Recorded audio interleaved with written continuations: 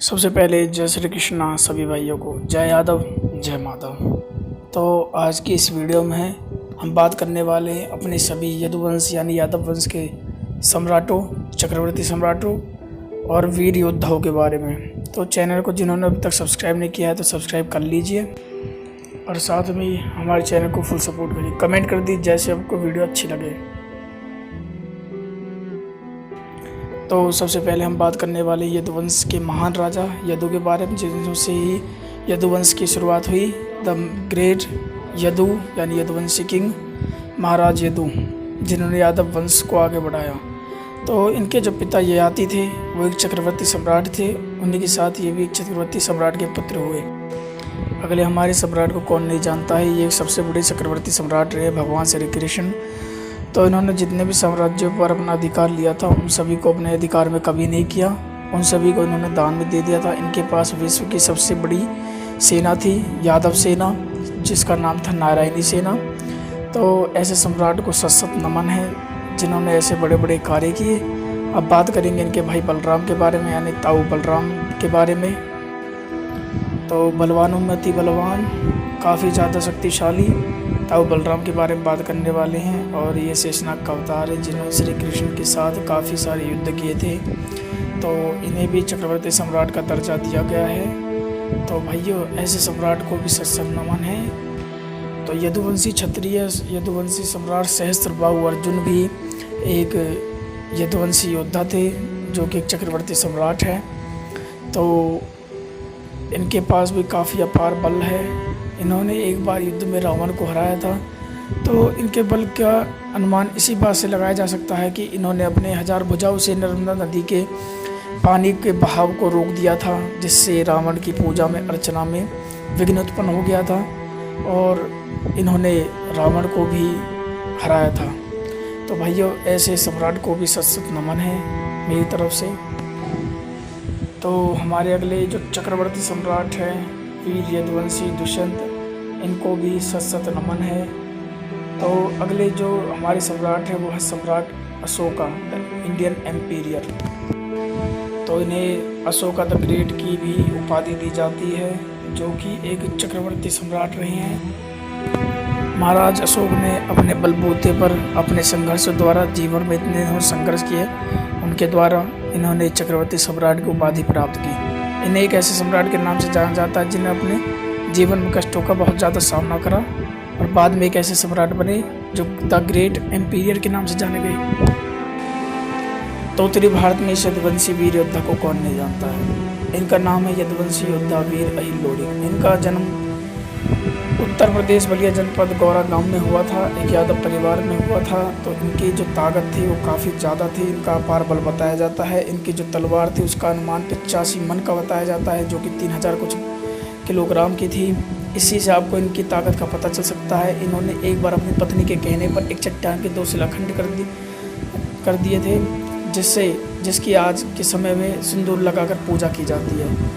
आप अगर उत्तर प्रदेश में घूमने जाते हैं तो इस क्षेत्र पर भी आप जा सकते हैं। और साथ में इन्होंने मुग़ल शासनकाल के दौरान एक युद्ध में इन्होंने एक मुग़ल का हाथी उठाकर एक तालाब में फेंक दिया था, उसका शव आज भी वहीं पर है। आप जा सकते हैं और देख सकते हैं, वो आपको दिखाई दे जाएगा। और साथ में जहाँ पर युद्ध हुआ था इतना रक्तपात हुआ कि वहाँ पर निकलने वाले जो नाला था उसका नाम भी रुधिरा नाला पड़ गया। वो नाला भी आज भी लाल है, जैसा कि आप देख सकते हैं। अगर आप घूमने जाएं तो वहाँ पर एक किला भी है इनका, आप उस किले में देख सकते हैं। काफ़ी प्राचीन किला है। इनके पास कुछ जादुई शक्तियों का अनुमान था, तांत्रिक शक्तियों का, पर ये ऐसे योद्धा थे जिन्होंने कभी अपनी शक्तियों का गलत उपयोग नहीं किया, हमेशा जनसेवा में ही अपनी शक्तियों का उपयोग किया। रहवाड़ी नरेश राव तुलाराम जी एक ऐसे महान योद्धा थे जिन्होंने 1817 की क्रांति को एक अलग ही मोर्चा प्रदान किया। इन्होंने कभी भी अंग्रेज़ों के सामने अपने घुटने नहीं टेके, अपने अंतिम समय पे भी इन्होंने बहादुरी का परिचय दिया।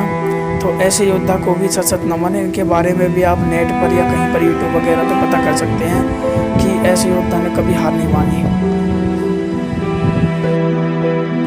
तो अगले यदुवंशी वीर योद्धा है आला मुगल जी।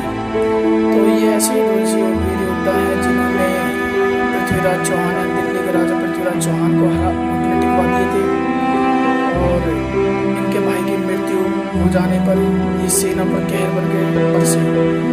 इनकी जो फाइटिंग स्किल है उसको देखते हुए माना जाता है कि ये इतने तगड़े योद्धा थे कि इनका खौफ दूर दूर तक चलता था। अगर ये किसी एक को मार दे तो दूसरा खौफ खा के मर जाता था, तीसरा अपने आप मर जाता था। ऐसी बातें सुनने को मिलती हैं।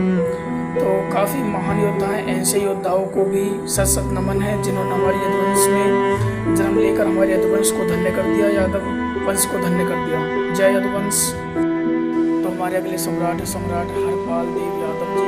इनका जो साम्राज्य एम्पायर है वो देवगिरी है, जो कि लगता हुआ महाराष्ट्र, गोवा, मध्य प्रदेश, कर्नाटक, इससे ज़्यादा बड़ा राज्य है था इनका। तो उस समय में मुगलों की हमारे देश पर आक्रमण कर दिया था और उन्होंने इस सम्राट को बंदी बना दिया था। और इस सम्राट ने उनके साथ फाइट भी काफ़ी अच्छी मिली थी। बट जब इस सम्राट को, यादव सम्राट को उन्होंने बंदी बना दिया तो मुगलों ने इनके सामने प्रस्ताव रखा, अगर तुम इस्लाम कबूल कर लेते हो तो हम तुम्हें तुम्हारे राज्य के साथ छोड़ देंगे, वरना तुम्हें मौत की घात उतार दी जाए। पर इस सम्राट ने उनके सामने घुटने नहीं टेके। इसके फैसले जब पता चला कि मैं इस्लाम कबूल नहीं कर रही सम्राट हरपाल देव जी, तो उन्होंने सरदार सम्राट हरपाल देव जी की खाल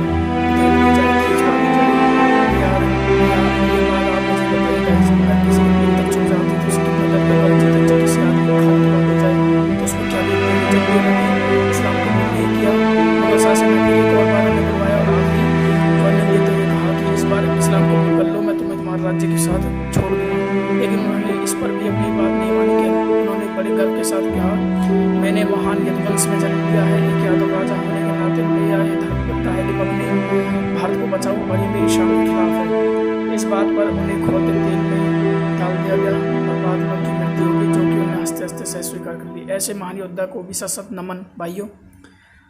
अगले यदुवंशी योद्धा है भोजा मकवाना जी। जो लोग गुजरात से हैं उन्हें इनके बारे में पता है, लेकिन जो लोग गुजरात से नहीं हैं उन्हें इनके बारे में नहीं पता है। तो ध्यान से सुनिए इनकी वीर गाथा। ये एक ऐसे यदुवंशी वीर योद्धा थे जिन्होंने एक राजपूत की जान बचाने के लिए, जडेजा राजवंश के राजा रणमल की जान बचाने के लिए अपनी जान कुर्बान कर दी। जब लास्ट में मुगलों ने इन पर तरह तरह के जुर्म ढाए तो इनके जो घुटने होते हैं भाइयों, आप यकीन नहीं करेंगे, उन पर कीलें ठुकवा दी गई थी। और लास्ट में जब इन्होंने उसका अपने मित्र जडेजा राजवंश के राजपूत का बताने का फैसला नहीं किया तो इनका सर धड़ से अलग कर दिया गया। इस पर इनकी माँ ने हंसते हुए कहा कि मेरे पुत्र की रक्त से मेरे दुग्ध की बू आ रही है। इससे पता चलता है कि इस यदुवंशी योद्धा ने कितने तरह के कष्ट से इस योद्धा को सत नमन। जय यदुवंशी वीर योद्धा। इस यदुवंशी योद्धा के बारे में मैं बताने जा रहा हूँ। ये कर्नाटक की तरफ से अगुमुत्तुकोण जी हैं, जिन्होंने अंग्रेजों से साथ युद्ध किया था। 1857 की क्रांति से पहले की बात है। इन्हें देश का सबसे पहला स्वतंत्रता सेनानी माना जाता है, पर कहीं भी सोशल वर्किंग में इनको इतना ज़्यादा बढ़ा चढ़ा कर नहीं दिखाया गया है। इन्होंने अंग्रेज़ों का बहुत ही तगड़े तरीके से स्वागत किया, उनके खून की नदियाँ बहा दी, परंतु इन्हीं के साथ मिले हुए एक धोखेबाज आदमी ने इन्हें धोखा दे दिया, जिससे अंग्रेज़ों ने इन्हें बंदी बना लिया और तोप में रखकर इन्हें उड़ा दिया। इसी यदुवंशी वीर योद्धा को भी सत नमन है हमारी तरफ से भाइयों। आज तक किसी भी यादव भाई ने कभी भी किसी के सामने गुलामी नहीं टेकी है, आप इतिहास उठाकर देख सकते हैं। तो एक बात और कहना चाहूँगा, अहिर रेजिमेंट तो हक है हमारा, अहिर रेजिमेंट बन के रहना चाहिए। जो कुछ मांगे उठ रही है वह हमें मिलनी चाहिए। हमारे इतिहास को कहीं भी नहीं करना चाहिए। कुछ लोग कहते हैं हम इतिहास चोर हैं, लेकिन उनको सालों को खुद को अपने इतिहास की नहीं पता गाइस। तो guys love you guys, full support करो गाइस, और मेरे सभी भाइयों को दिल से फुल सपोर्ट है।